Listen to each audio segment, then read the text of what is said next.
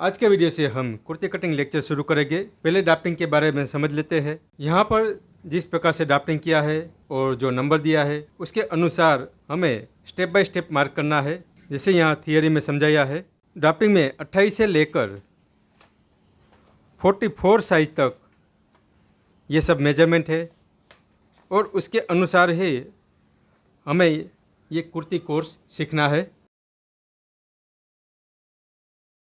साथ में यहाँ पर 4 पार्ट करके जो आंसर आता है वो भी पेज बनाया है और 6 पार्ट करके आर्मर लंबाई के बारे में, फिर बैक टक्स का अंतर के अनुसार, फिर नेक ब्रॉडनेस के अनुसार, फिर साथ में आर्मर राउंड मेजर चार्ट और यहाँ पर ये डमी चार्ट है। ड्रेस के लिए कौन कौन से नाप चाहिए उसके लिए यहाँ पर बताया है। अब यहाँ पर लिखा है नए स्टूडेंट के लिए बेसिक यानी regular stand neck kurti cutting step by step marking करें। तो पहला नंबर लिखा है, सबसे पहले नीचे की तरफ कुर्ती की लंबाई से मार्किंग की शुरुआत करें। तो ये 1 नंबर यहाँ पर ड्राफ्टिंग में लिखा हुआ है, कुर्ती लंबाई मोड़ने का मार्जिन के साथ और सीधा मार्क। यहाँ पर 3 नंबर है, कमर लंबाई और सीधा मार्क। तो यहाँ पर भी कमर लंबाई और सीधा मार्क।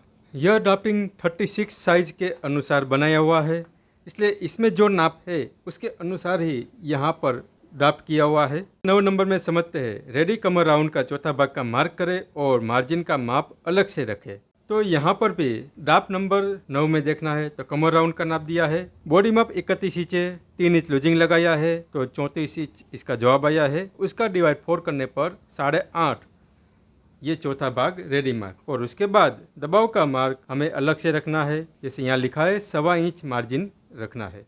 3 नंबर में कमर लंबाई और सीधा मार्क करें। तो इसमें ड्राफ्ट नंबर देखना है 3 नंबर, कमर लंबाई है 14 इंच। इस तरह से 14 इंच पर कमर लंबाई का नाप हो जाएगा, फिर कट लंबाई का नाप हो जाएगा। और यहाँ पे 4 नंबर में लिखा है मेजर टेप पूरी होने पर किया गया मार्क। तो जैसे यहाँ मेजर टेप पूरी होती है तो यहाँ पर एक मार्क किया जाता है। ये सब के बारे में हम लेक्चर नंबर 2 से प्रैक्टिकल समझेंगे। इसके साथ बाजू का मार्किंग भी कैसे करना है वो सब कुछ ड्राफ्टिंग के साथ समझाया हुआ है और साथ में इसका थियोरी पेज भी बनाया हुआ है। अगर आप शुरुआत से सीख रहे हैं तो किस तरह से मार्क करना चाहिए वो यहाँ पर स्टेप बाय स्टेप समझाया हुआ है। तो जैसे यहाँ 1 नंबर है तो वही 1 नंबर यहाँ पर है कि ये सीधा मार्क। और उसके बाद 6 नंबर लिखा है, बाजू की मोहरी का मार्क करें और मार्जिन अलग से रखें। तो यहाँ पर 6 नंबर देखना है, 6 नंबर में है बाजू की मोहरी और मार्जिन का मार्क। ये सब ड्राफ्टिंग के साथ यहाँ पर समझाया हुआ है और अलग अलग लूजिंग के अनुसार स्लीव का केप हाइट कितना होना चाहिए वो भी यहाँ पर समझाया हुआ है। यहाँ पर बॉडी मेजरमेंट चार्ट में बॉडी मेजर लिया हो, उसके बाद उसमें कितना इंच लूजिंग लगाना है, कैसे डिवाइड करना है, वो सब यहाँ पर एक्सप्लेन किया हुआ है। आर्मर लंबाई का नाप कैसे लेना है उसके लिए भी यहाँ पर मेथड समझाया हुआ है और साथ में बैक टक्स किस प्रकार से लेना है उसका भी मेथड यहाँ पर समझाया हुआ है।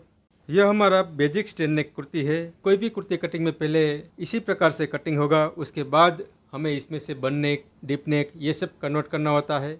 अगर किसी कस्टमर का बॉडी में अपर चेस्ट और मेन चेस्ट में 3 इंच का 4 इंच का डिफरेंस है तो किस प्रकार से कटिंग करना है उसके बारे में भी समझेंगे। वैसे कस्टमरों के लिए साइड डार्ट की आवश्यकता रहती है, आर्मोल डार्ट की आवश्यकता रहती है। कुर्ती कटिंग के बारे में कपड़े पर ये ड्राफ्टिंग के अनुसार स्टेप बाय स्टेप मार्किंग करके समझेंगे। हर पॉइंट को हमें डिटेल में समझना है। तो मिलते हैं हम नेक्स्ट लेक्चर में। आज का ये आपका दिन शुभ रहे। धन्यवाद।